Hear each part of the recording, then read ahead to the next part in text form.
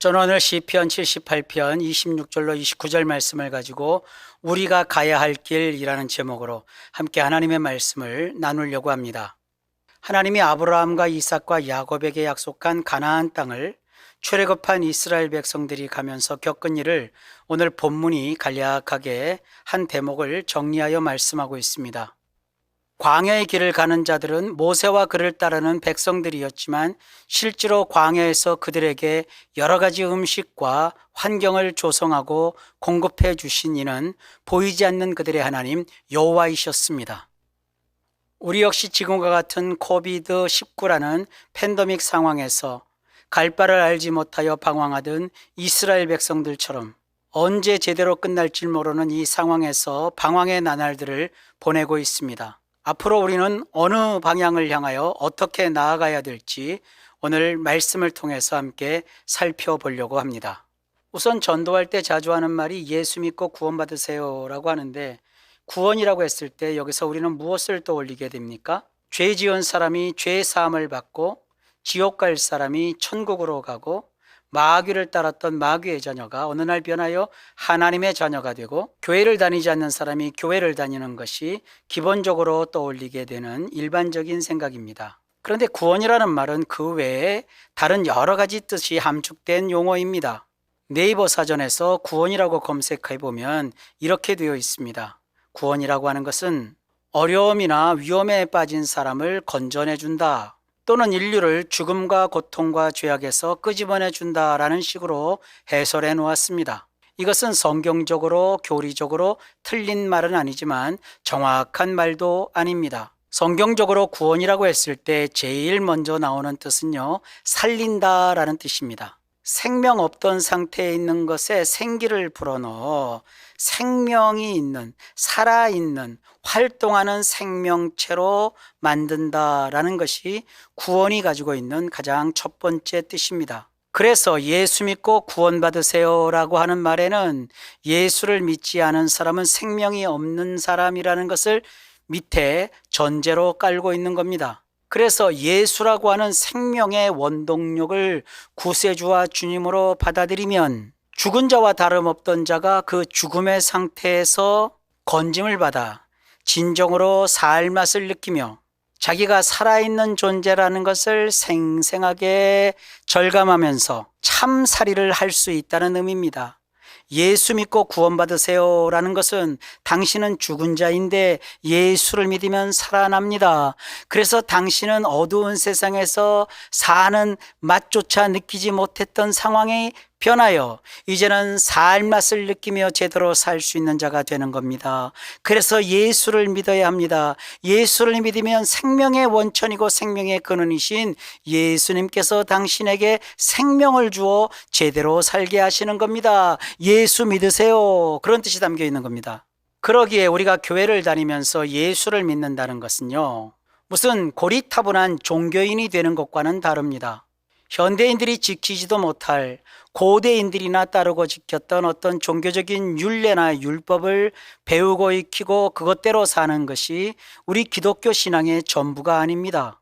결코 예수를 믿는다는 것은요, 현실감 없이 꽉 막힌 그런 인간이 되라는 뜻이 아닙니다.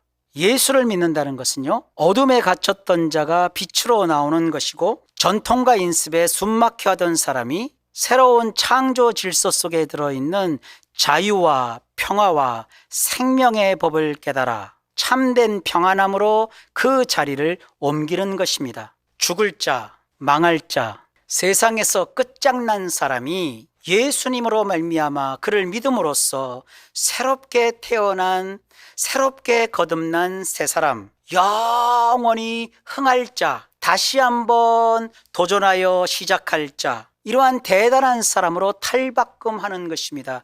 그런 의미에서 예수님이 우리 인생의 길이요, 예수님이 진리요, 예수님이 생명이라고 말하는 겁니다. 이렇듯 예수 믿어 구원받은 우리들은 그 무엇보다도 생명을 부여받아 살아난 존재, 삶을 사는 것처럼 사는 생명체라는 사실을 반드시 기억해야 합니다. 그런데 아쉽게도 예수 구원은 많이 이야기하고 천국과 지옥을 수도 없이 말하면서 정작 구원받은 사람이 활동력이 있고 생명력이 있는 생명체라는 사실은 잘 이해하지 못하고 있습니다. 또한 이 생명체가 어떤 식으로 우리의 일상 가운데 활동하게 되는지 연구를 기독교 안에서 잘 하지 않으니까 비기독교인들이 교회 밖에서 이러한 생명에 대한 연구를 깊이 과학적으로 학문적으로 하여 이론을 정립해 놓은 것이 있어요. 그 이론을 가리켜서 생명체제 이론이라고 합니다. 이 생명체제 이론에 따르면 생명을 가진 존재에는 여러 가지 특징이 있습니다. 그 특징을 몇 가지 오늘 말씀드리려고 합니다. 먼저 이 생명체의 평형은 죽음의 전조라고 합니다. 평형이라고 하는 것은 더하기도 아니고 빼기도 아닌 제로 상태를 뜻해요. 그러니까 뭔가 더해지지도 않고 뭔가 빼지지도 않는 정지되어 있는 상태, 아무것도 일어나지 않는 상태를 평형이라고 합니다. 그 이론에 따르면 이렇게 말하고 있습니다. 생명체제가 평형 상태가 되면 그것 주변에 일어나는 변화에 전혀 반응을 보이지 않는다. 이로써 그것은 최대치의 위험에 놓인 상태가 된다. 이렇게 되어 있어요. 쉽게 풀면 생명체라고 하는 것은요, 그냥 정지 상태로 아무것도 일어나지 않고 가만히 평형, 꼼짝도 않는 그런 상태에 있는 것이 아니라는 거예요. 그 상태는 죽은 거라는 거죠. 그래서 살아있다는 것은 뭐냐? 계속 돌고 돌면서 순환한다는 거예요. 뭔가 움직인다는 거예요. 우리 몸 안에 피가 있잖아요. 평형의 상태가 되면 피가 돌지 않는, 순환하지 않는 상태인 거예요. 살아있다는 것은 심장이 계속 펌프질을 하잖아요. 그래서 온몸 구석구석까지 피가 계속 순환하죠. 이것이 살아있다는 겁니다. 그러다가 어느 순간에 어떤 충격이 가해집니다. 무슨 자극이 생깁니다. 그래서 그 흐름이 막힙니다. 그렇게 되면 어떻게 됩니까? 활력을 잃어버려요. 피가 흐르지 않는 어떤 부분은요, 신경이 죽어요. 찔러도 아프지도 않아요. 어떤 자극에도 전혀 아픔도 무슨 통증도 느끼지 못하는 상태가 돼요. 기력도 떨어지고 힘도 빠집니다. 손발을 피가 안 통하면, 마비가 되면 쓸 수가 없는 상태가 돼요. 생명체가 이렇게 되면 그것이 바로 평형 상태가 되는 거예요. 평형 상태는 그러다가 결국은 죽음에 처하게 되는 것이죠. 예수님을 믿어 구원을 받은 사람은 그 안에 하나님이 주시는 영원한 생명, 영생이 들어와 있거든요. 우리는 부모에게서 물려받은 그러한 육신의 생명뿐만 아니라 예수 그리스도께서 주시는 영원한 하늘의 생명인 영생도 가진, 그야말로 육적으로든 영적으로든 생명 가진 생명체입니다. 그래서 우리도요, 이 생명체제 이론과 똑같은 작용을 우리 삶 속에서 경험하게 돼요.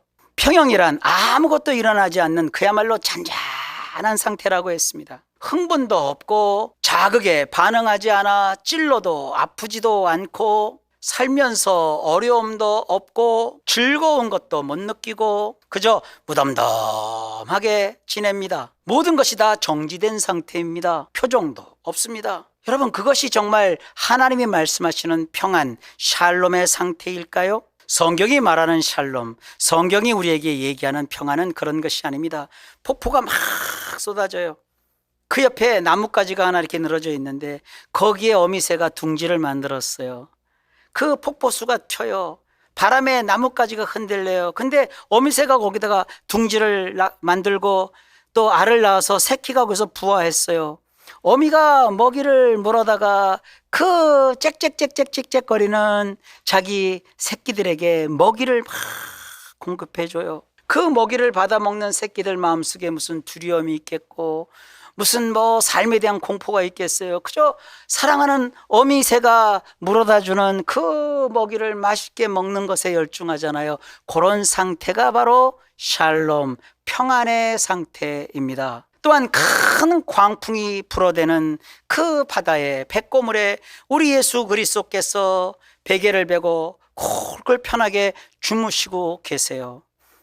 광풍이 일었고 파도가 세차게 배를 후려치고 물이 범람하여 들어왔어도 편하게 누우신 예수님의 그 모습이 바로 하나님이 우리에게 약속하신 샬롬, 평안입니다. 결코 아무것도 일어나지 않는 그 상태가 샬롬이 아니라 어렵고 힘든 가운데에서도 하나님이 주시는 그 마음의 평온함, 그것이 바로 샬롬입니다. 인생살이에 환란이 몰아닥치고 어려움이 계속 끝날 줄 모르고 계속되고 아픔과 실패와 좌절의 순간이 꼬리에 꼬리를 물면서 계속 이어집니다. 그럴지라도 초막이나 궁궐이나 우리 주 예수 그리스도 모신 곳에서는 나에게 마음속에 하나님 나라가 있는 거예요. 내 영혼이 평안한 거예요. 범사가 감사한 거예요. 항상 그 순간에도 기쁨을 잃지 않는 거예요. 쉬지 않고 기도하는 거예요. 이것이 우리가 경험할 수 있는 지상에서의 평온이고 샬롬입니다. 결코 평형한 상태가 샬롬이 아닙니다. 생명체제 이론에 따르면 오히려 인생살이에 아무 일도 일어나지 않고 그저 무탈하게 잔잔하고 고요하고 모든 것이 침묵하면 그것은 평형입니다. 이러한 평형은 암흑한 죽음의 전조라고 생명체제 이론에서 말하고 있습니다. 생명체는요, 평형이 되면 쉼을 얻는 것이 아니라 힘이 빠져요. 감정이 무뎌져요. 뭘 자극을 해도 그 자극에 대한 감흥이 더뎌요. 힘을 내야 되는데 힘을 내야 될 시점에 출력이 뚝 떨어져요. 이런 상태를 생명 시스템에서는 평형의 상태에 이르렀다 그러고 그 다음 단계가 죽음이에요. 죽음. 끝나는 거예요. 우리가 현재 어려움을 느끼고 아픈데 거기서 막 살아보겠다고 견디고 상황을 극복하려고 최선을 다하여 애쓰고 문제를 붙들고 그것을 해결해 보려고 열심으로 노력하는 것은 내 안에 생명력이 있어 생명체로서 활동하고 있는 증거입니다. 이렇게 고민하고 아파하고 그러면서 막 애쓰면서 노력하고 또 하나님께 기도로서 매달리고 결코 나에게 주어진 삶의 줄을 놓지 않으려고 힘쓰는 것은 내 안에 예수께서 주신 생명력이 매우 왕성하게 활동하고 있다는 것을 드러내는 것입니다. 그러니까 어려움이 왔을 때 거기에 굴하지 않고 이걸 이겨보려고 비록 힘들고 고단하고 고달퍼도 기도하면서 막 전진하려는 마음이 있다면 이것은 오히려 여러분들이 감사할 일이고 하나님의 능력을 구해야 될 일입니다. 생명을 가진 존재의 두 번째 특징은 위협을 받으면 혼란의 가장자리로 이동을 합니다. 생명체제 이론에서 이렇게 말합니다. 위협을 받거나 강제로 몰아내는 자극을 받으면 생명체들은 혼란의 가장자리로 이동한다. 이렇게 말하고 있어요. 다시 말해 생명체는요, 자극을 받거나 위협을 받으면 거기에서 푹 하고 주저앉는 것이 아니라 생명이 있기 때문에 안정과 평형의 상태에서 벗어나서 가장자리 쪽으로 이동을 합니다. 그래서 그런 전에는 겪지 못한 상황과 일에서 형편이 싹 달라집니다. 어떻게 달라지느냐? 열린 상태로 달라집니다. 이 열린 상태를 개방성이라고 말합니다. 거기서 이 생명을 가진 존재는요, 살아보려고 생존하려고 여러 가지 시도를 한다는 거예요. 그 여러 가지 하는 시도를 뭐라고 하느냐? 창의성이라고 하는 거예요. 그러니까 가장자리는 모든 것을 잃고 망하고 끝장나서 할 수 없어 그쪽으로 밀려나는 끝장난 변두리가 아니라 전혀 겪어보지 못한 새로운 상황을 거기서 만나면서 비록 낯설기는 하지만 그 가장자리는 무엇인가에 활짝 열린 개방성의 장소이고 전에는 해보지 못한 여러 가지 일들을 시도해보는 창의성을 발휘할 수 있는 그러한 장소입니다. 그런 상태에서는 금세 새로운 해결책을 발견할 수 있는 가능성이 크다고 합니다. 웬고하니 위협을 받게 되면 생명을 가진 존재는 뭐라 할 것도 없이 아주 자연스럽게 앞으로 나가서 어떻게든 살아남으려 들기 때문입니다. 예수님은 십자가 보혈의 은총으로 사망과 멸망에 처해 죽어가는 나를 그 죽음의 골짜기에서 들어 올리셔서 나로 하여금 생명력 넘치고 살맛 나는 존재로 살 수 있는 생명체로 뒤바꿔 주셨습니다. 그렇다면 어려운 위기를 만났을 때 두 손 두 발 다 놓고 실망하고 낙심한 상태로 자포자기하면서 주님이 살아계시고 그렇다면 알아서 좀 해주십시오. 나는 더 이상 아무것도 할 수 없습니다. 나는 아무것도 못합니다. 이제 포기하렵니다. 나는 이대로 그냥 평형 상태에서 죽겠습니다. 나는 이제 끝났습니다. 그동안 그렇게 열심히 기도했는데도 아무 소용이 없고 아무 낙도 없네요. 나는 그냥 절망뿐입니다. 여러분, 이렇게 평형 상태로 남아있으렵니까? 기억하세요. 나에게는 부모에게 물려받은 그런 생명뿐만 아니라 하나님이신 예수님께서 십자가로 말미암아 나에게 새롭게 부여해 주신 하늘의 생명, 예수께서 주신 새 생명이 있는, 나는 살아있는 존재, 생명체라는 사실을 기억하셔야 합니다. 생명체는 위기와 위험을 받으면 거기에서 주저앉고 포기하고 끝났다, 기도해도 소용없다, 이렇게 하는 자가 아니라 가장자리로 이동해 가는 거예요. 그 가장자리에서 실패한 자로 있는 것이 아니라 그곳에서 적응성을 훈련하고 그것에서 창의성을 발휘하면서 또 다른 새로운 인생을 맞이하고 주님의 인도하심을 경험하는 거예요. 이것이 예수 그리스도를 믿어 거듭난 생명력을 얻은 구원받은 우리들의 삶의 모습입니다. 이 가장자리에서 생명을 가진 존재인 우리가 해야 될 일은 두 가지입니다. 하나는 적응력입니다. 여기서 우리가 해야 될 것은요, 이제 난 할 수 없습니다. 안 됩니다. 해도 안 됩니다.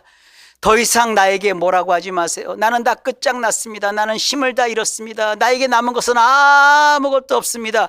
이런 것이 아니에요. 거기서 진가를 발휘할 수 있는 신앙의 고백은 이런 겁니다. 빌립보서 4장 13절, 내게 능력 주시는 자 안에서 내가 모든 것을 할 수 있느니라. 빌립보서 4장 19절, 나의 하나님이 그리스도 예수 안에서 영광 가운데 그 풍성한 대로 너의 모든 쓸 것을 채우시리라. 이런 뒤로 물러섬 없는 불태진의 신앙과 투철한 정신으로 내가 당한 어려운 상황에서 나에게 힘주실 주님을 의지하며 이긴 자가 되려는 애씀과 포기하지 않는 신념을 가져야 이것이 구원받은 우리의 진정한 모습 아니겠습니까?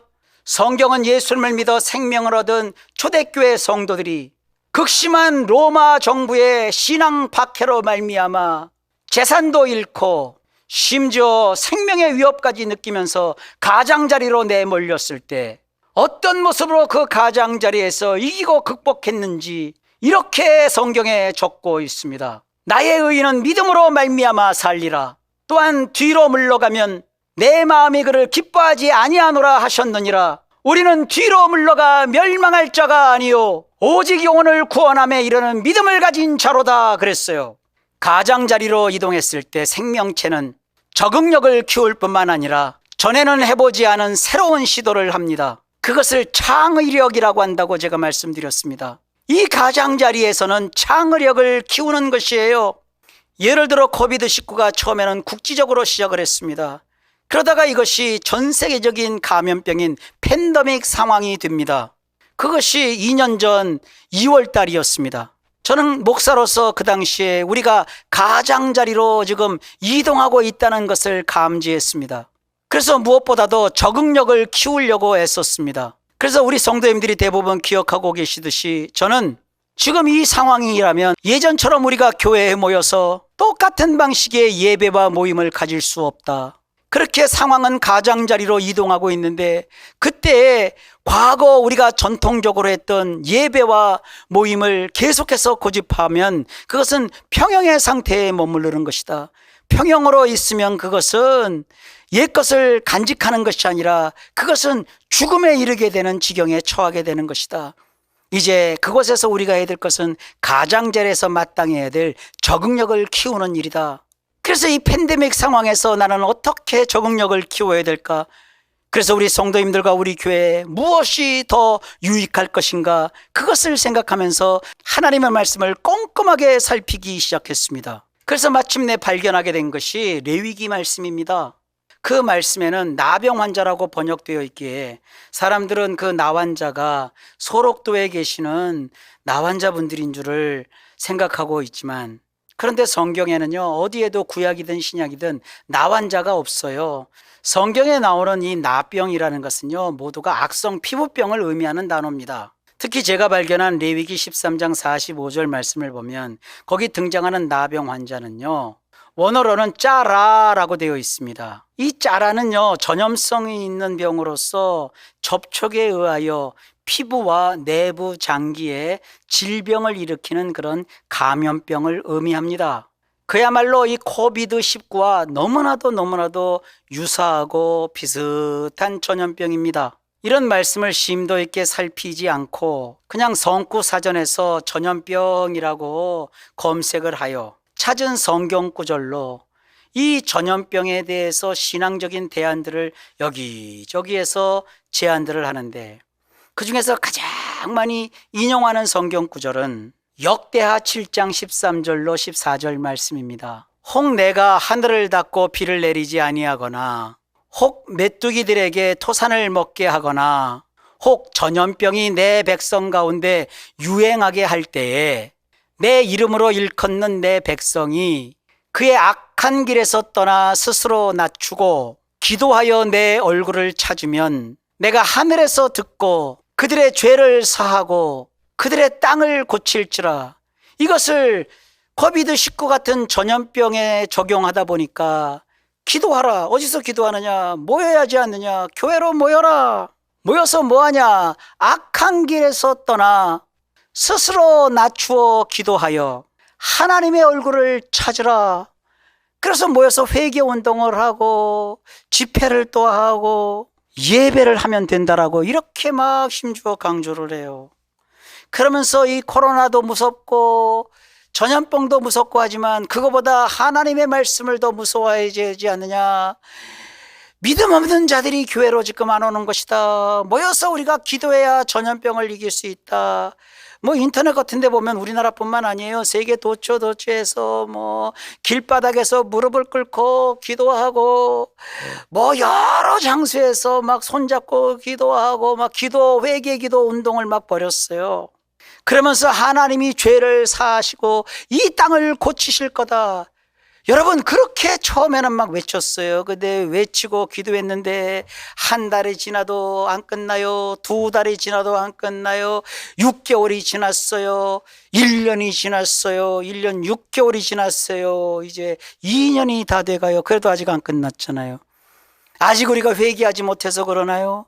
아직 우리가 하나님 앞에 기도가 부족해서 이 전염병이 안 끝나는 것인가요? 이렇게 역대하 7장 13절 14절에 터잡고 기도를 하면 뭐가 돼야 되는데 안 되는 거예요. 왜 그러느냐? 역대하 7장 13절에 나오는 그 전염병하고요, 레위기에서 나오는 전염병은 전혀 다른 질병이에요. 역대하 7장 13절에 나오는 이 전염병은요, 이 접촉성 감염병이 아니라 이것은요, 그냥 하나님께서 일반적으로 내리는 돌림병을 뜻하는 데베르라는 전염병이에요. 이것은 짜라라는 전염병이 아니에요. 데베르라는 전염병을 뜻하는 거예요. 이런 데베르라는 전염병은요, 뭐 죄를 졌을 때 일시적으로 하나님께서 그들을 심판하실 목적으로 돌게 하는 그런 돌림병. 그럴 경우에는 백성들이 죄를 깨닫고 회개하면 그 즉시에 전염병이 멈춥니다. 이런 역대하에 나오는 데베르라고 하는 전염병은 지금 우리가 겪고 있는 코비드19가 아닙니다. 이런 거를 분별하지 못하고 그냥 전염병이 있을 때 우리가 기도하면 하나님께서 우리 죄를 사하시고 땅을 고친다고 했으니까 우리가 기도하면 된다. 아직 코비드가 물러가지 않는 것은 우리가 기도가 부족해서 이런 식으로 나가니 얼마나 갑갑하고 답답한 노릇입니까?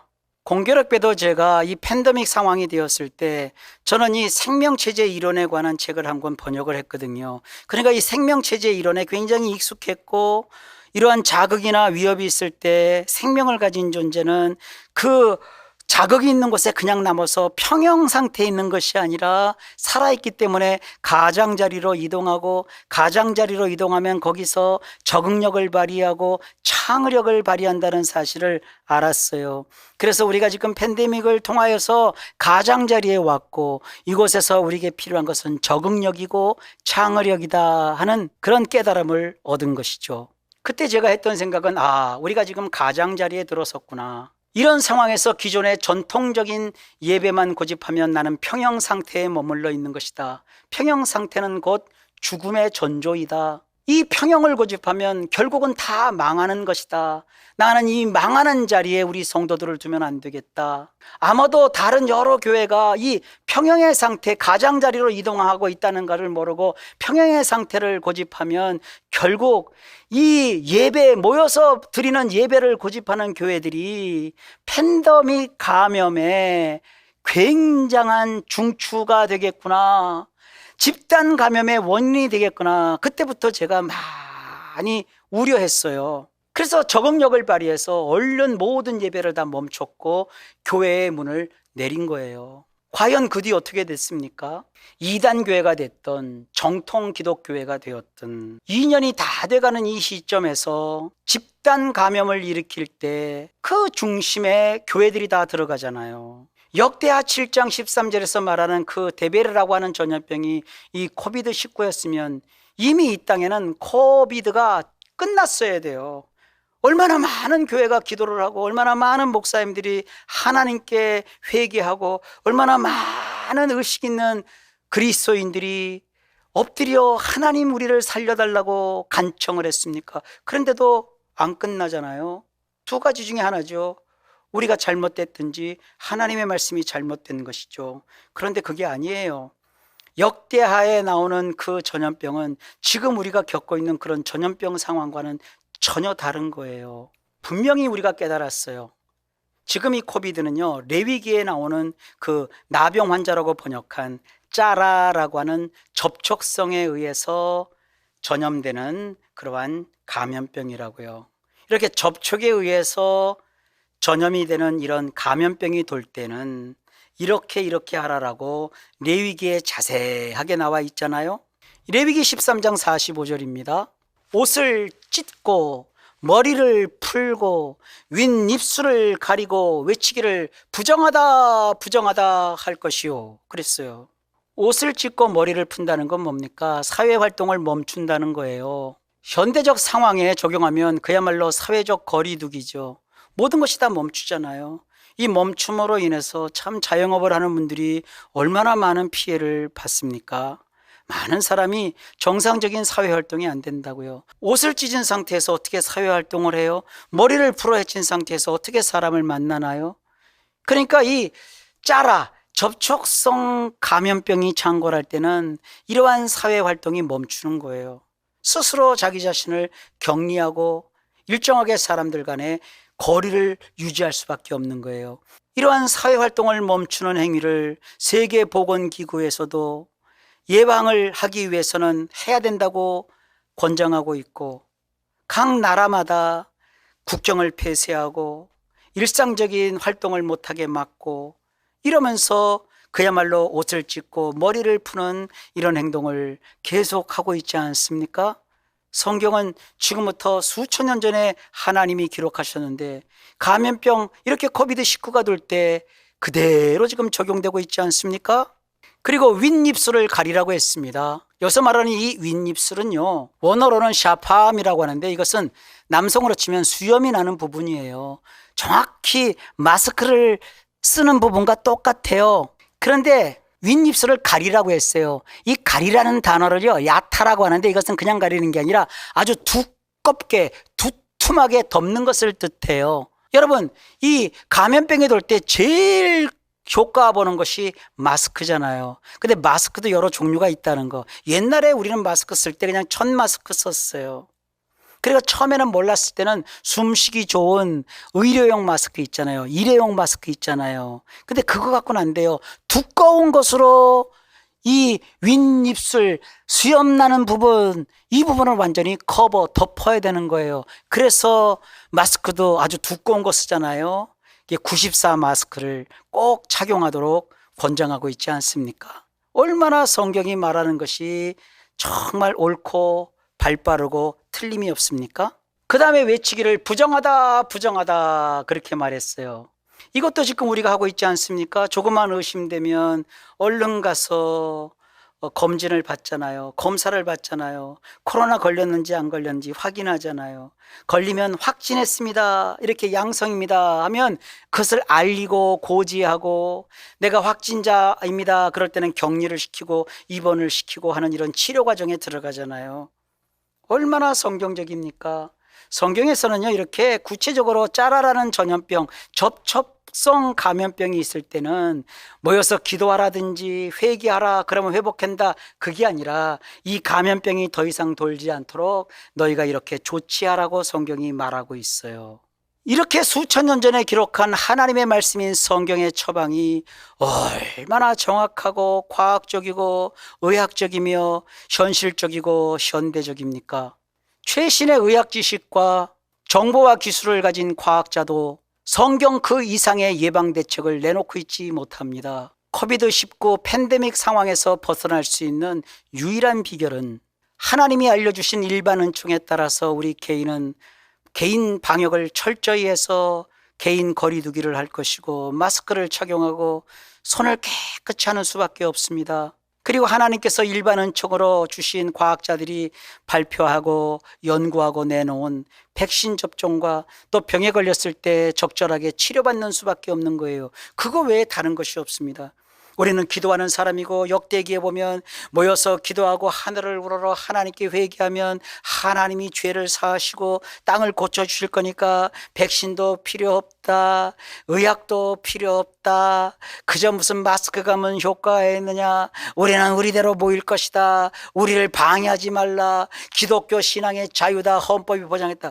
예, 맞는 말이기도 하지만 그것은 하나님의 방법에 따르면 맞지 않습니다. 옳지 않습니다. 여전히 이 모든 것이 종식되고 안전해질 때까지 우리는 격리된 상태에서 거리 두기를 해야 될 것이고, 마스크를 착용하되 그것도 두껍게 94 마스크를 써야 되고요. 개인 위생을 잘 하면서, 또 여러 가지 부작용이 있고 두려움도 있지만, 그러나 지금 우리가 대처할 수 있는 것이 백신 말고 더 유용한 것이 어디에 있겠어요? 이 백신을 맞고 말고는 여러분 개인의 자유입니다. 그러나 이러한 모든 것은 또 하나님이 우리에게 주신 자연적인 일반 은총이다라고 생각하시면서 각자 아주 중요한 그리고 지혜로운 선택들을 잘 하시기를 간절히 부탁을 드립니다. 그리고 생명을 가진 존재의 세 번째 특징은요, 가장자리에 머무는 기간이 길어지면요, 실증을 느끼거나 포기하는 것이 아니라 그 안에 가지고 있는 여러 요소들이 복합적으로 작용해서요, 자발적으로 체계화를 이룬대요. 그래서 그 결과 새로운 모습과 새로운 어떠한 목록들을 발현케 한대요.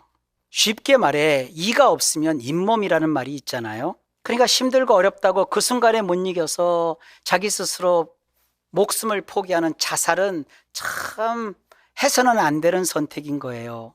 어렵고 힘든 그 상황은 내가 지금 가장자리로 몰린 거예요. 거기서 시간이 좀 오래되면 거기에서 또 내가 새롭게 살아갈 수 있는 어떠한 길이 열리고 할 수 있는 어떤 인생의 목록들이 툭 하고 확 하고 드러난다는 거예요.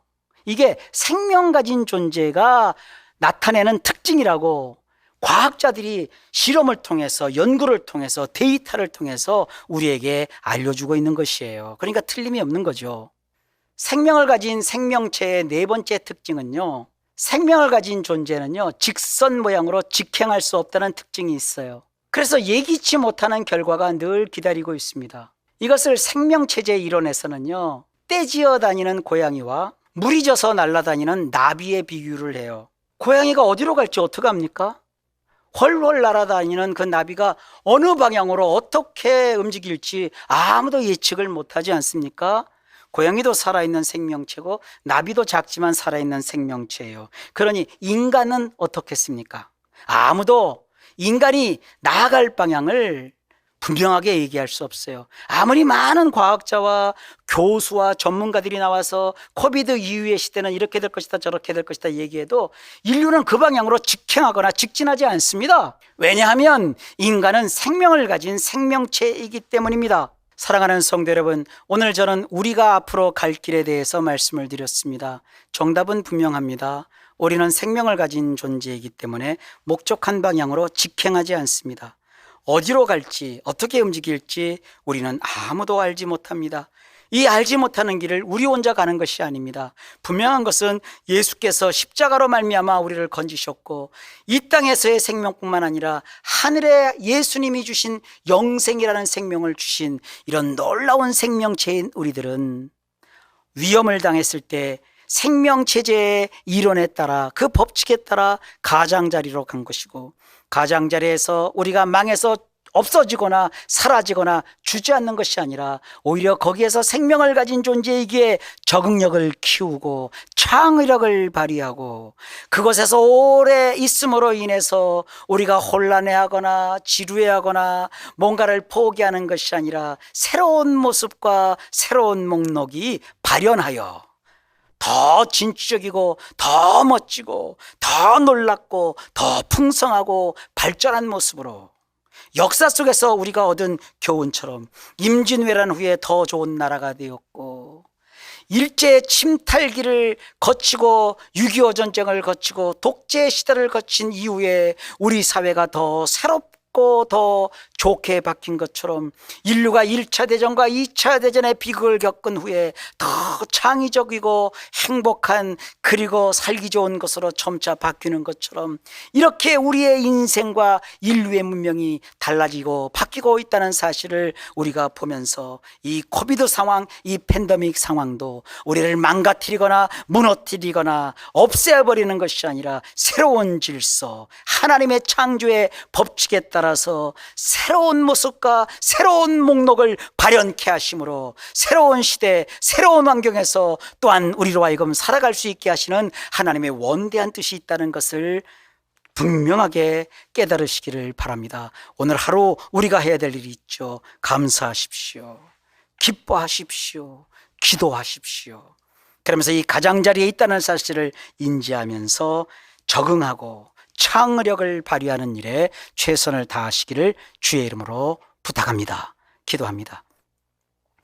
하나님, 우리가 지금 중앙에 있지 않고 중앙에서 코비드로 인하여 가장자리로 이동했다는 사실을 깨닫게 하셨고, 우리는 주님이 주신 생명 가진 존재이므로 그곳에서 주저앉는 자들이 아니라 적응력을 키우고 창의력을 발휘하는 이런 자들인 것을 알게 하시니 감사합니다. 새 힘과 능력으로 붙잡아 주시고 이 위기에서 놀라운 일을 이루시는 하나님을 바라보며 큰 사랑과 믿음으로 생존케 하여 주시고 하나님의 일을 감당할 수 있는 능력자들이 다 되게 하여 주옵소서. 예수님 이름으로 간절히 기도하옵나이다. 아멘.